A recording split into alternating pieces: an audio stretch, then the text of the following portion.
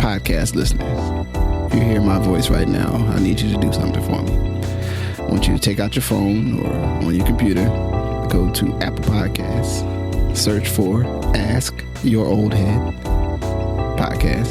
You'll see my logo, my little picture, my little image there.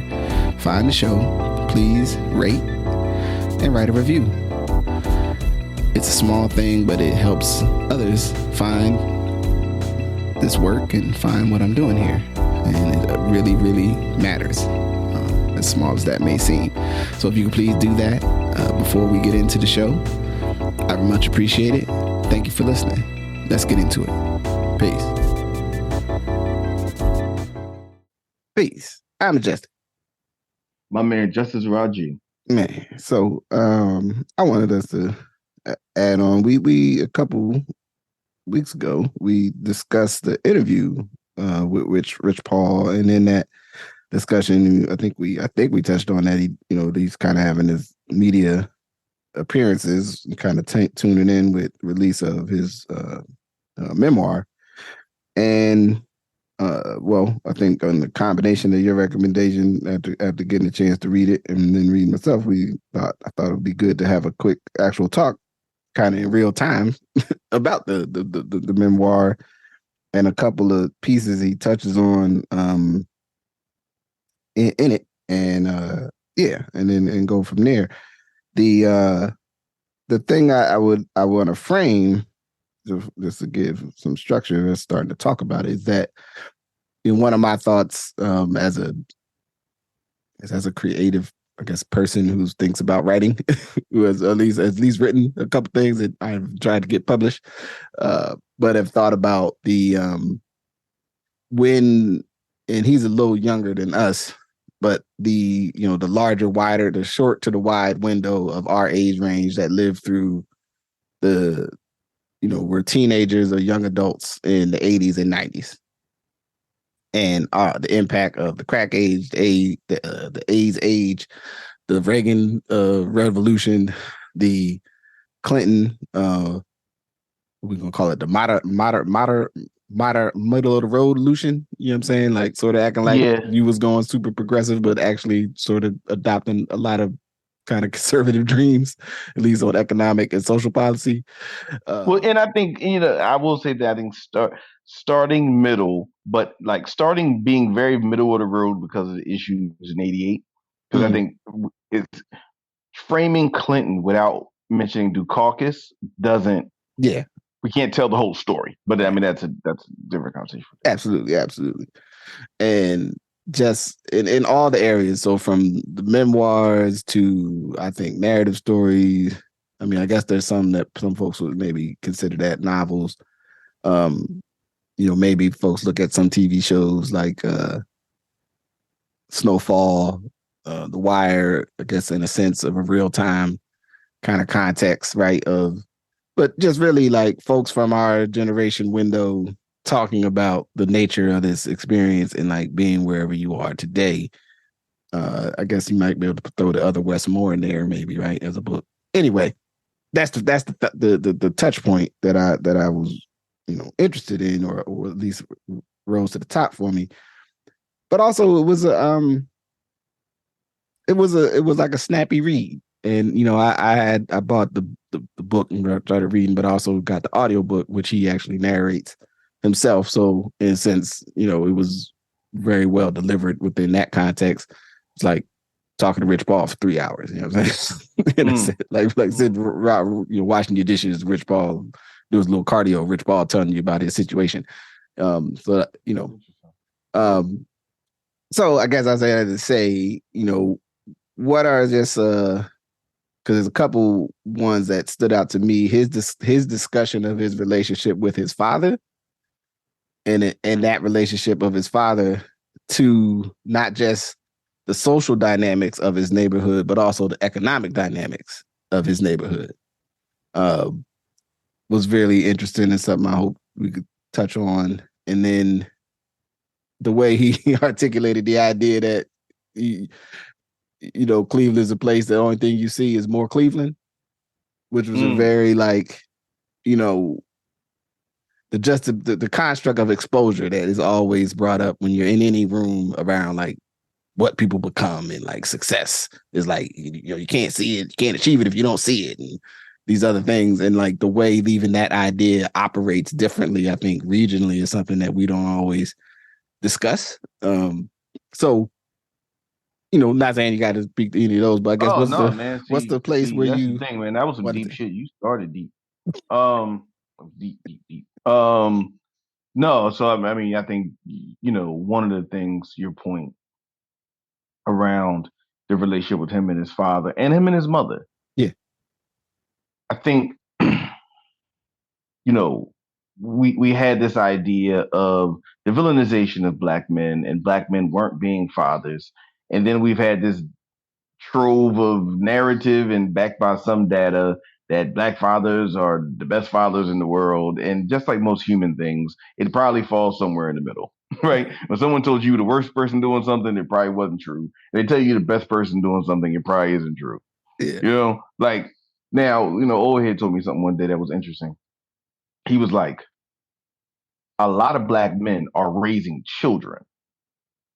They're not always necessarily raising, or in the home, I should say. Let me be specific.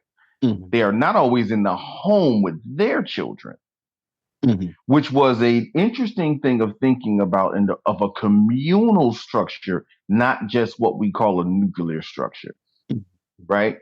Because people are being present in a variety of ways. But suffice to say, in this context, his father, and to your point, not only just like, my father is present. He didn't paint his father as an angel. He didn't paint his father as the villain.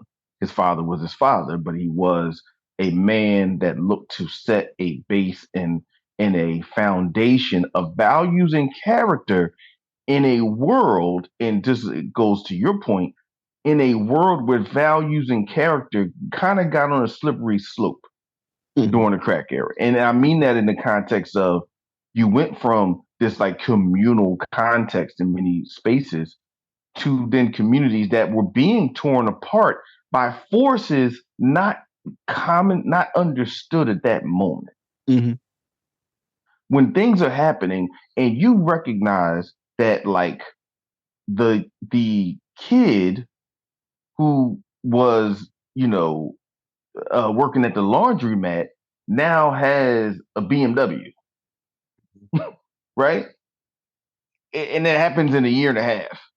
Yeah. When you recognize that the stores in your neighborhood that were inhabited by different merchants now are closing, and it's happening really fast. And as us living through it, you recognize that you see the factors, but you don't know what's behind it. Yeah. And so, to me, the idea of this manhood and being like affirming you're not only your personal family, but your community in a time of big transition was really important, and how he kind of like laid that out. Right. And he was very, and obviously we're talking about it, so y'all should go get the book. But like, but like how he laid it out in the level of clarity and the level of how visual he was about these stories, I think are really important to that time, and really important to understanding what it meant from your character perspective. And I'll touch on this other thing, what it meant from an economic perspective, when you may be the only store that's providing these things for your community. And you have to be the arbiter of, again, character, the arbiter of fairness, the arbiter of need, right? And what kind of leadership do you have to show? And I would argue it was a more quiet leadership he showed, of what it meant to be an arbiter of a community good, and an arbiter of community needs in a time of big change. Yeah. You know what I'm saying? Yeah. I think go ahead. No, the thing you brought up, to the discussion of his mother and the person who his mother was, right, in totality, and then also the experience of his mother when she, was in whatever stage of struggling with addiction, and that, it's in terms of, we, as a society, we've said many times, our society does not deal in nuance well. We don't like to like engage the idea that a mother could be struggling with addiction and also hold deep-seated love and care for her children, for her family, for trying to, win present, trying to like and give them a certain perspective and direction and guidance. Uh, understanding that yes, there is a reality of some undermining of what you're saying is the way to go when you're not maybe doing what the way to go is. However, that doesn't change the fact that that's your mother. If that's your mom's or that's your aunt or your cousin or your sister or whatever And relative. you know that's some black ass shit too. That's your mother. That's your mother. You know what I'm saying? That hit you with it too. Like that's your mother. That's still your mother. Like, you know what I'm saying? And it's so I really appreciated how he engaged, speaking, of his, I don't know his mama like that, so I ain't gonna call her by his first name because he could do that. Like, you know what I'm saying? Like that's right. Another black thing. That's Rich Paul mama, as far as I'm concerned. Right. And that between the two, and then, when he speaks of, which I appreciated, of sort of the larger family dynamics of like, his pops had, his pops stood up to look out for him and his sister because that were his kids, but he had a marriage over here, right? And he had to make some, decisions that would be appropriate to look out for them while also respecting the situation that he has over here. Now I know for some folks that, if you exist in a I don't know, in a moral binary world, maybe you can't see the honor in organizing of like, I got a family.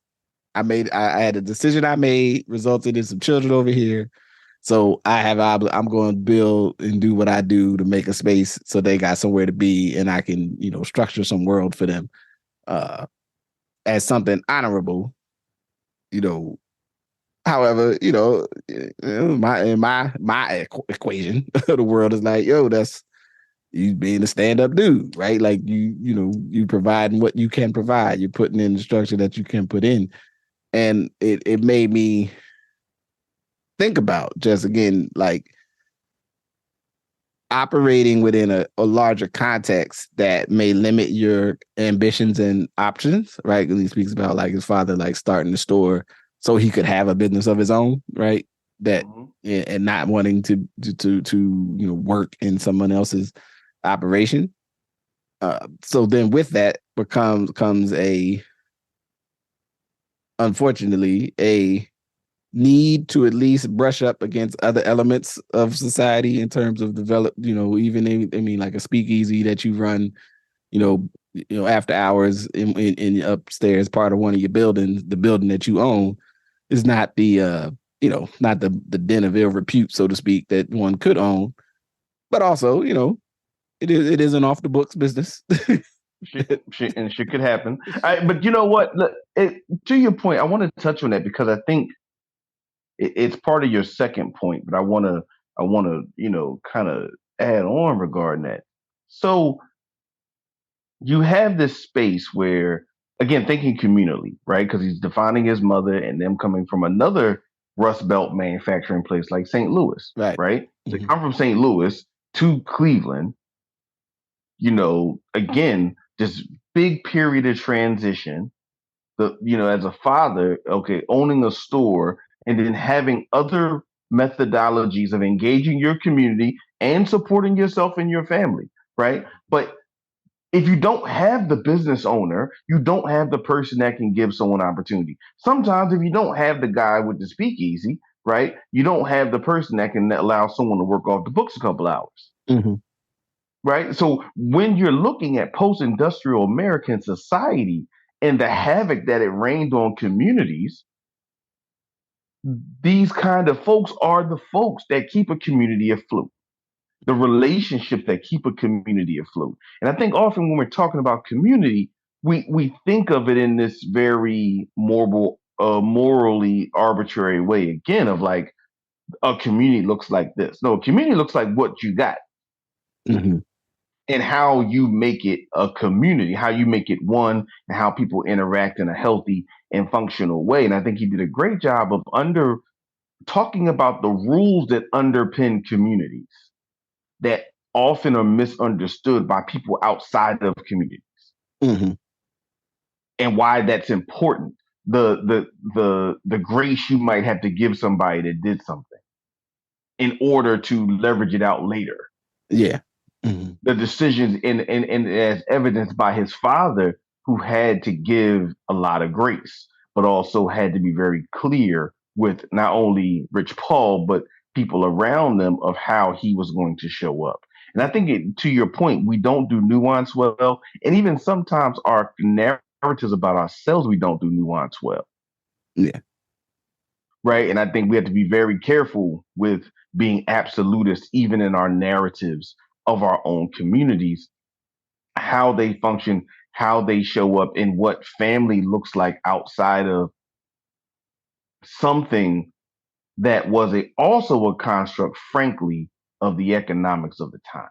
Mm-hmm. And I know that's one of was going to be rough for people to hear this, but understand that what you call the nuclear family also had its structure based on, what we now know in America's nuclear family, had its structure based on the economics of industrial America.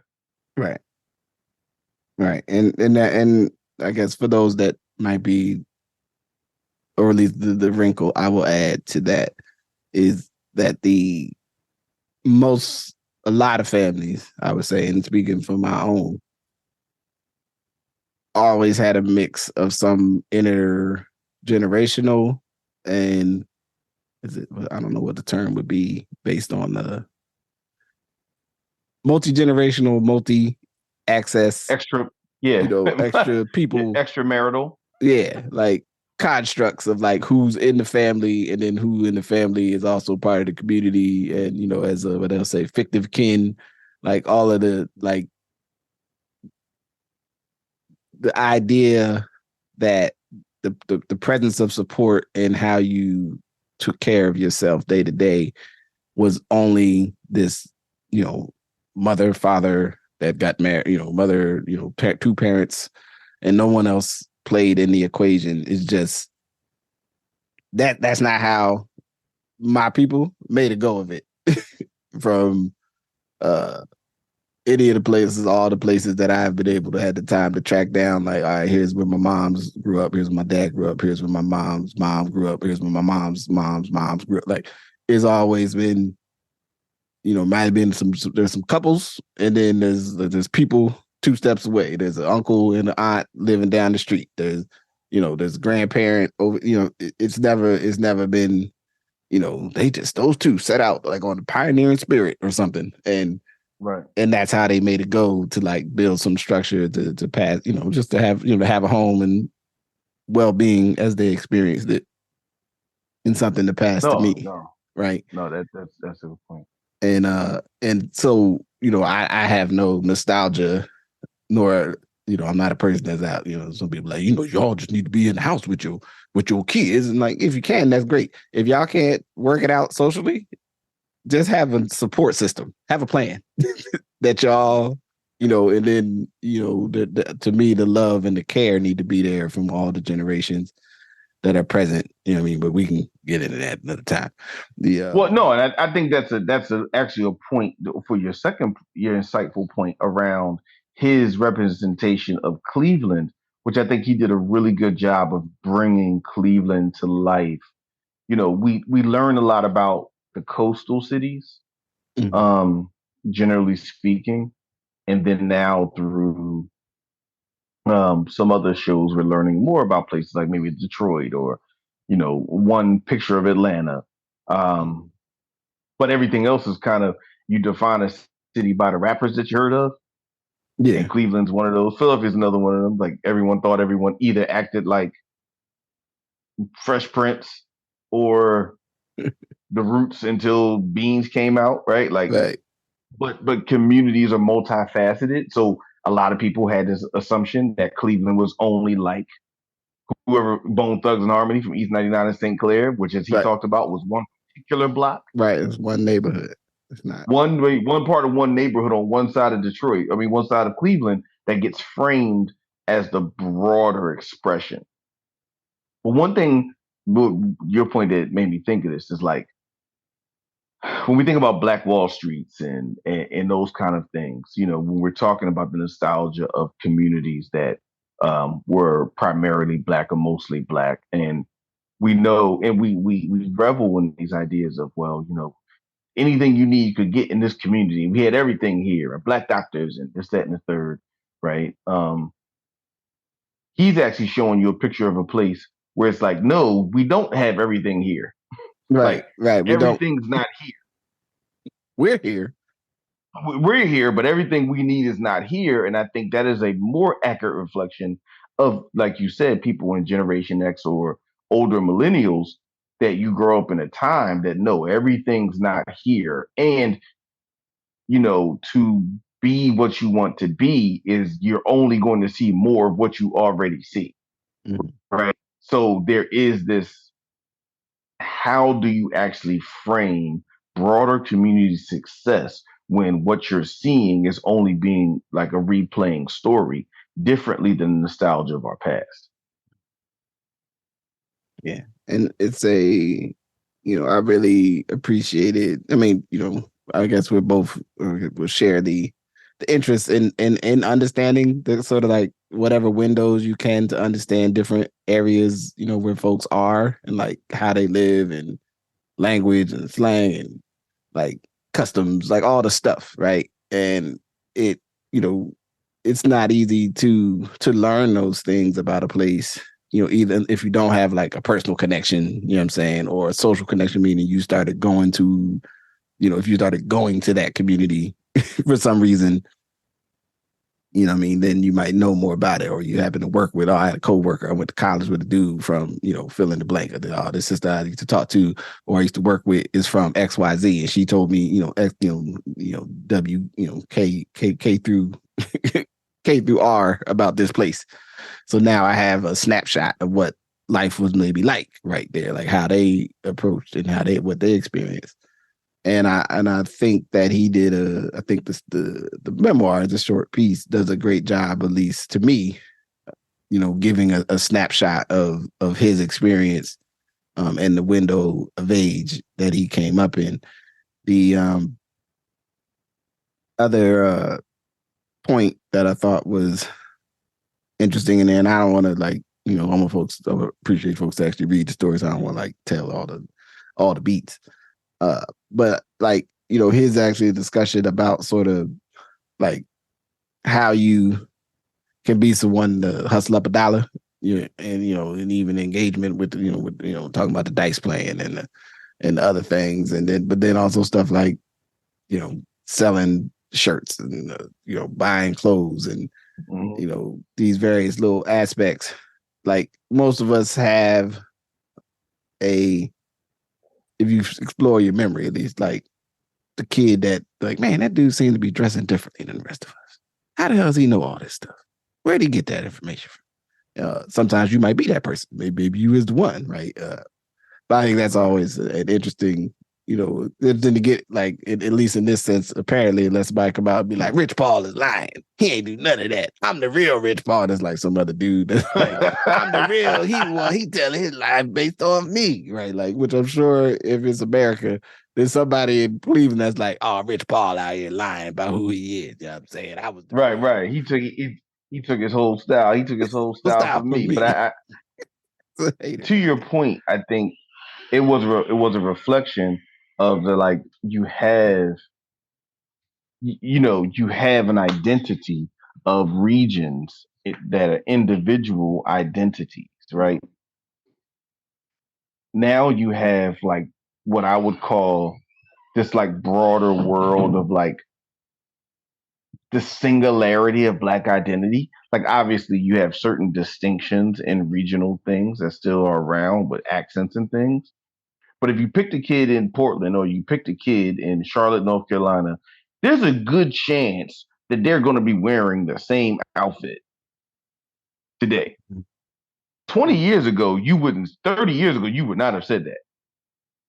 30 years ago, you met people and it was like an entirely different world. You met someone from Cleveland versus somebody from Columbus versus somebody from Pittsburgh versus somebody from New York. Like they all had different identities. Hip hop has almost created like this singular identity, which I think is actually not good. I'm going to put a value judgment on it. Yeah. Because you lose the creativity of unique sets of places that are distinct in their sense of self. So I think him bringing that to bear, but also bringing the fact that it's not just drugs. Right. Because again, that can be also the only thing. Like, okay, he went in depth into gambling because that was his, that's kind of the story narrative. But it's also important to recognize there's other ways that people make money in alternative economies, and all the alternative economies are not necessarily antisocial. Right. Yeah. You know what I mean? Like, in making sure that we don't think that all the time, that just because it might be extra legal, like outside the legal system, right, or outside of our, you know what I mean, that it's necessarily like an antisocial set of behaviors, whether it was him selling Mitchell and Ness sweatshirts or him selling whatever or gambling, right? So I just think it's a good memoir, and I really think, I actually shared it with Messiah, for him to read, because I think it's a really good way for young people to recognize the world that existed before them.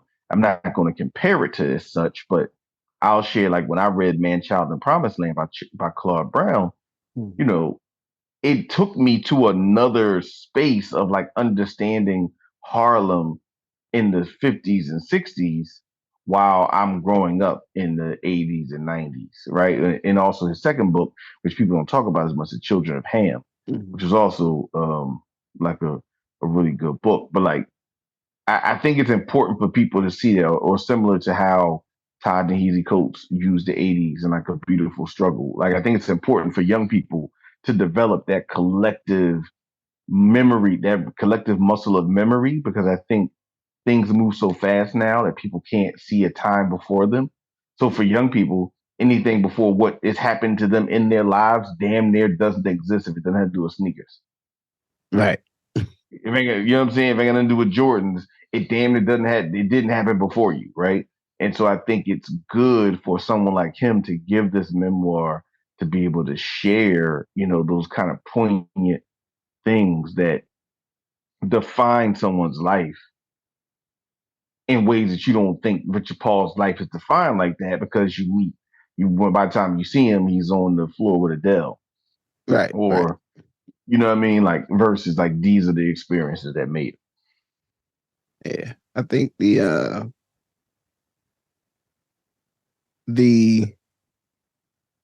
telling of, I think it's important that folks tell their story, right?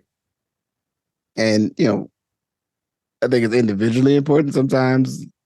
Well, not that sometimes. I think for most folks, I mean, to create some level of self-reflection, right? To look back at your own story. And there's a fair amount of, I know there's also now, there's at least on the internet still, the cottage industry of like, let me tell you about, how I made this in some sort of business, and then get my ebook. And then the ebook is this person telling, maybe a good or maybe not too good. I would know because I didn't buy some of them ebooks, but the early early returns are not promising. Man.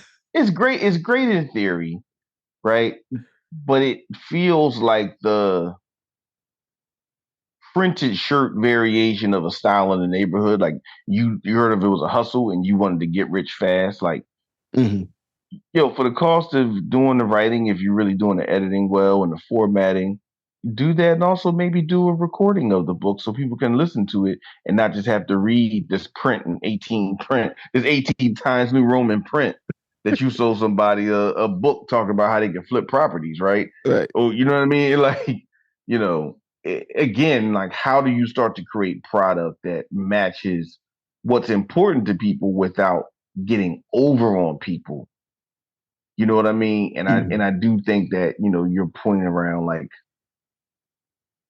being able to have access to a good story being told that's not like low quality. And I'm not talking about their experience, but more just the way they're presenting. Right. The way it's been developed and what your capacity to,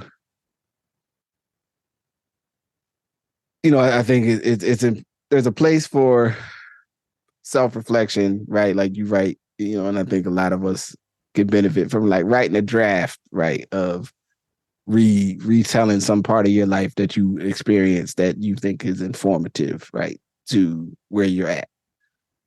And then it's important to have somebody ask you questions about that draft and go like, tell me more about this situation and what were you feeling when this happened with you and your brother, right? Or what Right. were the other factors, right? So that then when you tell that story, you can spread beyond just your personal experience with it, but look at like my situation within the context of other social factors, other things that were happening in the world, other forces, other moving parts of the world, and especially anything, which is a danger when you have someone who has become very successful.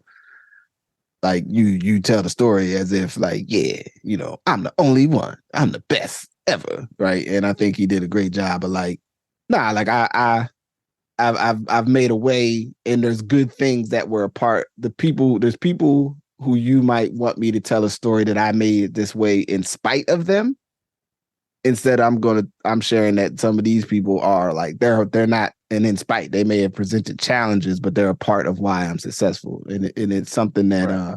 I would say for me most of the time, even and we've been in community and in the world for a long time, and you go in a space and somebody got an inspirational story about why to support one thing or another thing, and somewhere in that story, there's usually to me, as I see it, a 1.0 retelling of that story where it's like, yeah, nobody cared about me, nobody loved me, nobody, nothing, everything was terrible. And it's like, sometimes that sounds good to get people to raise to get busy at the paddle raise. But in the deeper annals of that story, it's like, yeah, but also might have been a couple people in there. They might have been trying, right? They may not have been successful, Right. or they might not have been the best role model, but the idea that the only way we can tell these stories is then also by like looking at it, I guess, the way I could say it is as like this deficit model of the people who were around and amongst you, and not there's things that those people could have done better.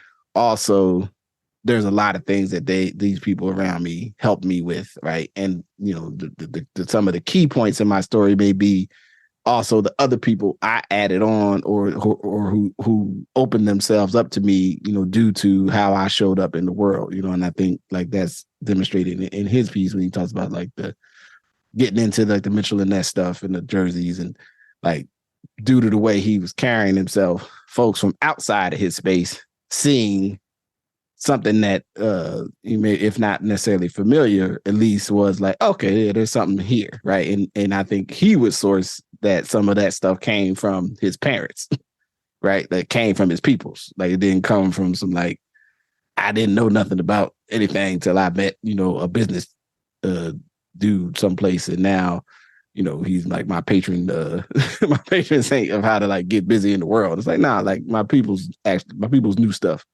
too. You know what I'm saying? And I also learned from this other stuff. And I think that in a world right now where, I get a sense from some young folks, or is in the conflict of tension of even like how are we moving and changing the world, and of I don't want to throw out all the value of just being where I'm from, also from the dialogue about like what I want, where I'm at to be, or where I'm going to be. And I would love to see, I think that's a good thing to try to like to strike that balance that like you're not just, yes, we are maybe experiencing a deficit in access and opportunity and many other things. but it's not because of an, there's not, it's not a zero. There's something here. It just may not have everything that I need to like build the world that I want to build. And it doesn't have to look like everybody else's, right? Mm-hmm. Healthy families and communities can be framed differently. That's really, again, one of the things I took is like, people were supportive of him through a lot of different means, even when the family were dealing with some acute challenges.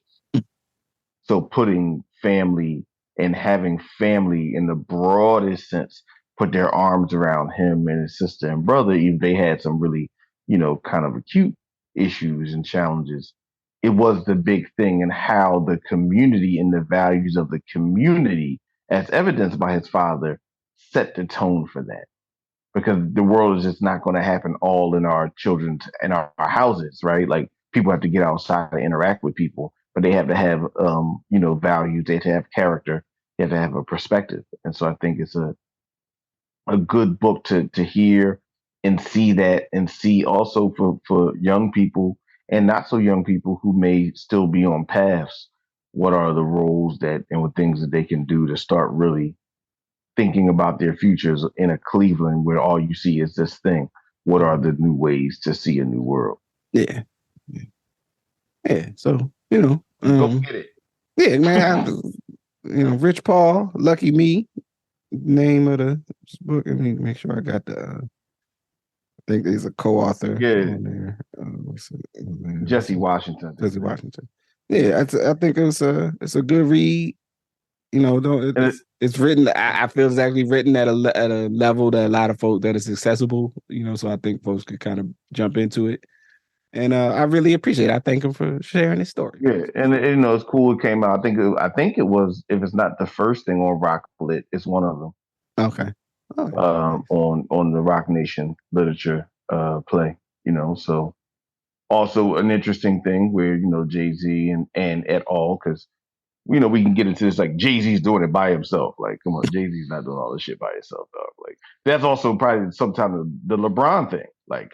Right. What LeBron doing? Like, no, it's Rich Paul, it's Maverick, it's their other homie that I'm just forgetting his name right now. But like Randy Mims, like they're running a corporation. Like they're not. It's not just them. It's like what we do with white people do, like Bill Gates and them. Right. Like, Jeff Bezos. Right.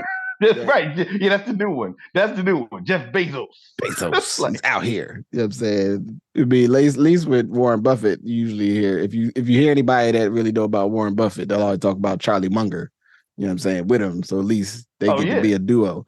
But it's like it's probably some other people too. Like a part of being a great advantage of the thing is also picking other good people to like do your thing with. So if great managers don't have great managers around, they're not great managers. Great leaders, frankly. You know what I'm saying? So you can't do that. So they have good people around them. So the idea that now, Rock Nation is getting into literature as well, producing stories that are important to our community.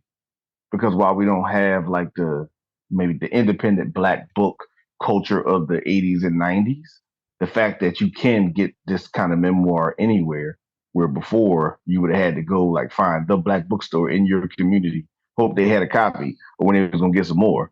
Right. You know what I'm saying?